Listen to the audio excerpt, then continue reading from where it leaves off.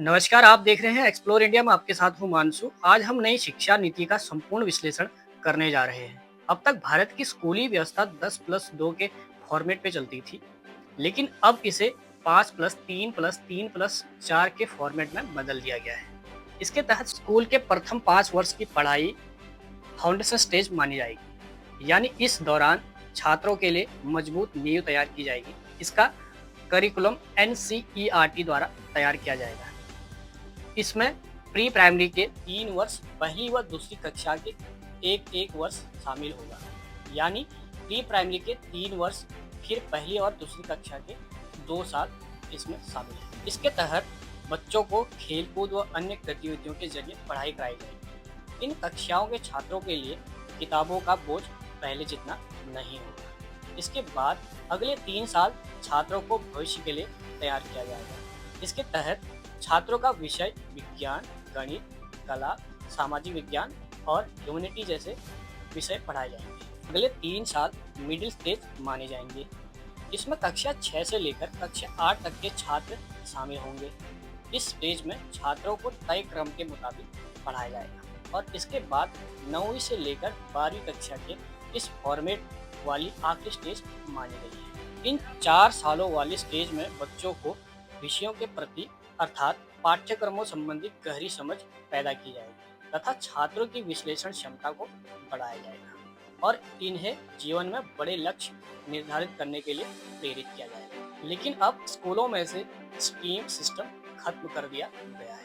अब बच्चे अपने मनपसंद विषय चुन सकेंगे, अर्थात आर्ट्स का कोई छात्र फिजिक्स की पढ़ाई करना चाहे तो कर सकता है। इन सभी सरकारी विश्लेषणों के उपरांत क्या शासकीय स्कूलों में अध्ययनरत छात्र एवं छात्राओं की स्कूली शिक्षा में क्या बदलाव देखने को मिला है?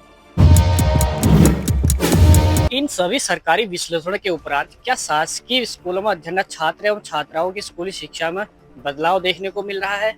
उपरांत इसके एक्सप्लोर इंडिया की टीम ने कुछ महीने पहले तकरीबन 10 राजकीय स्कूलों का मौके पर जाकर निरीक्षण किया तो पाया वहां पर इंफ्रास्ट्रक्चर, सुधार शिक्षा प्रणाली, उत्तेजित छात्र समेत गुणवत्ताहीन स्कूल निर्माण व अनडिसिप्लिन आदि जैसे महत्वपूर्ण बिंदुओं उभरकर सामने आई। वही टीम के द्वारा इन सभी स्कूलों के आंकड़े पर प्रकाश डाला गया तो पाया 100% स्कूलों में से 10% स्कूलों की व्यवस्थाएं सुगम पाई गई। वही टीम के द्वारा एक और स्कूल का दौरा करने का प्रस्ताव रखा गया। आइए जानते हैं यहाँ की स्कूली स्थिति क्या कुछ बनी है। नमस्कार, आप देख रहे हैं एक्सप्लोर इंडिया में आपके साथ हूँ मानसू। जिला मुख्यालय से तकरीबन 40 किलोमीटर दूर हम लोग अभी कमेटी देवी के एक राजकीय इंटर कॉलेज में अभी मौजूद है।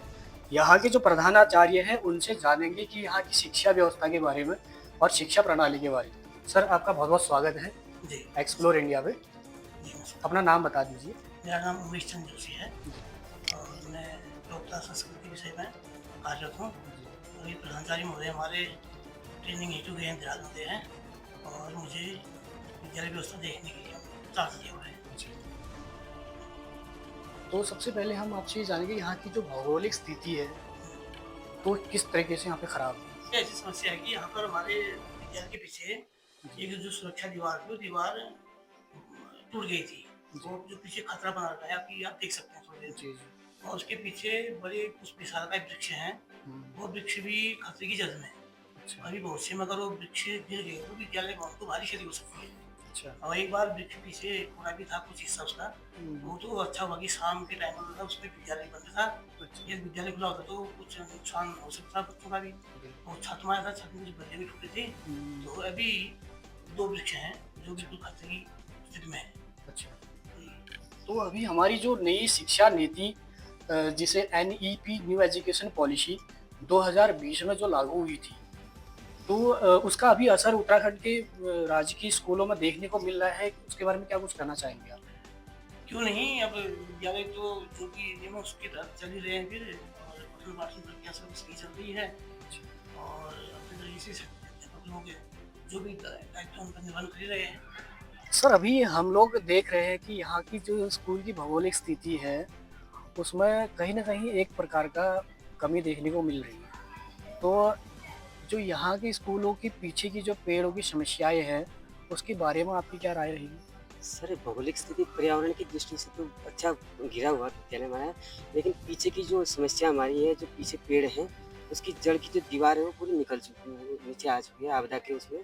तो इन पेड़ों को कटान के लिए हमने आगे तो कई जगह भेजे, अपने कागज़ भेजे हैं, उनकी रिसीविंग भी हमारे पास है। लेकिन अभी तक हमको कोई अनुमति विभाग के द्वारा यहाँ नहीं प्राप्त नहीं हो पाई। पहले जो ये पेड़ यहाँ पर एक पेड़ हुआ करता था सर, जो बाँस का पेड़ था बहुत विशाल। अच्छा। तो एक बार बर्फबारी और हवा चली तो उसके बाद वो यहाँ से वो अच्छा हो कि रात के टाइम में विद्यालय की छत के भवन के ऊपर गिरा हो, अच्छा। तो कोई नुकसान मतलब बच्चों को इस प्रकार अच्छा, का ऐसा नहीं हो कोई पाया। कैजुअलिटी नहीं। अगर वही अगर दिन के टाइम में या बच्चे जिस समय विद्यालय में उपस्थित होते हैं, उस समय में अगर ऐसी दुर्घटना हो जाती तो शायद किसी बच्चे को नुकसान भी हो सकता था या पूरे विद्यालय को कई प्रकार से। वैसे नुकसान हुआ छत को, लेकिन जनहानि नहीं हुई इसमें। तो इस बार भी ये पेड़ जो ऊपर देवदार के वृक्ष हमारे दिखाई दे रहे हैं, ये भी नुकसान की जद पर हैं। तो वैसे हर विभाग को हमने इसके लिए सूचित किया है। अभी तक लेकिन इसको कोई सूचना नहीं मिली। अनुमति नहीं मिल पाई है हमें। चलिए, सीधी तस्वीर आप देख रहे हैं कम्युनिटी देवी इंटर कॉलेज की जो जर्जर हालत यहाँ पे हमें अभी देखने को मिल रही है। शायद ही ये कोई सरकारी स्कूलों की हालत आज तक हम लोगों को देखने को मिली है। आप देख सकते हैं यहाँ पे एक दीवार, जो सुरक्षा दीवार पहले सरकार के द्वारा यहाँ पे लगाई गई थी, तो वो पूरी की पूरी धंस के नीचे स्कूल के समीप पहुँच चुकी है। और यहाँ के जो अध्यापक हैं उनके द्वारा हमें पर्सनली यहाँ पे स्कूल की सरकार तक पहुँचे, तो आप इस वीडियो के माध्यम से देख सकते हैं यहाँ पे इस दीवार की हालत क्या दयनीय बनी हुई है।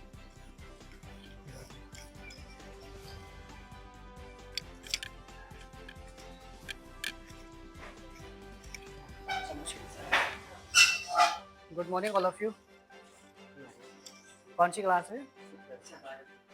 अच्छा,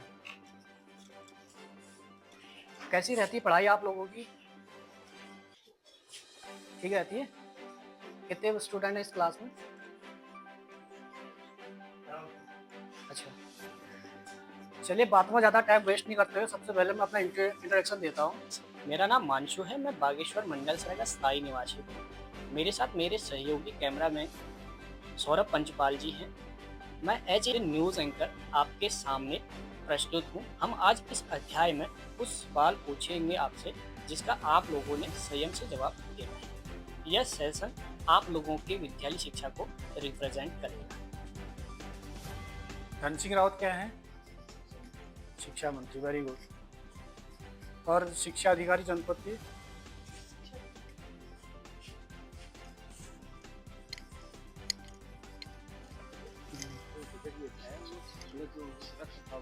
यहाँ पे जो कमेडी देवी का इंटर कॉलेज जो विद्यालय है, तो यहाँ पे यहाँ के जो गुरुजन लोग हैं उनके द्वारा प्रत्यक्ष रूप से आरोप लगाया जाता है कि सरकारी स्कूलों में जो फंड रिलीज होता है उसके नाम पे यहाँ पे एक तरीके का धांधली देखने को मिल रही है।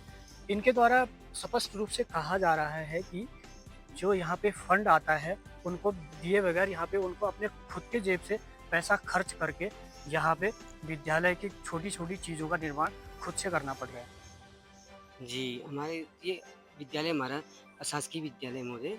तो अशासकीय विद्यालय में जैसे और शासकीय विद्यालयों में या गवर्नमेंट विद्यालयों में विद्यालय के रखरखाव हेतु वो फंड आता है, पैसे जो आते हैं सरकार से, वो हमारे विद्यालय को नहीं मिलता है, वो सुविधा यहाँ प्राप्त नहीं हो पाती है।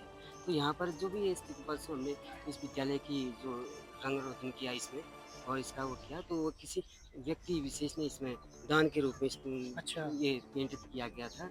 और विद्यालय में शौचालय की कमी थी, तो वह हम विद्यालय परिवार प्रत्येक महीने जो अंशदान जमा करता है अध्यापक वर्ग, और वो 500 रुपया प्रत्येक महीना हर कर्मचारी यहाँ पर जमा करता है।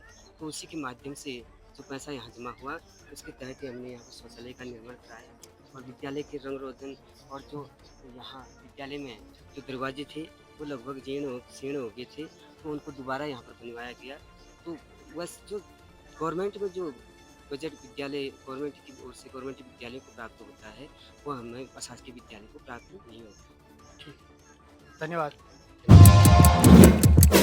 भी सर है, उन्होंने पर्सनली हमें यहाँ पे इनवाइट किया था कि यहाँ की जो भौगोलिक स्थिति है और यहाँ की शिक्षा प्रणाली, शिक्षा नीति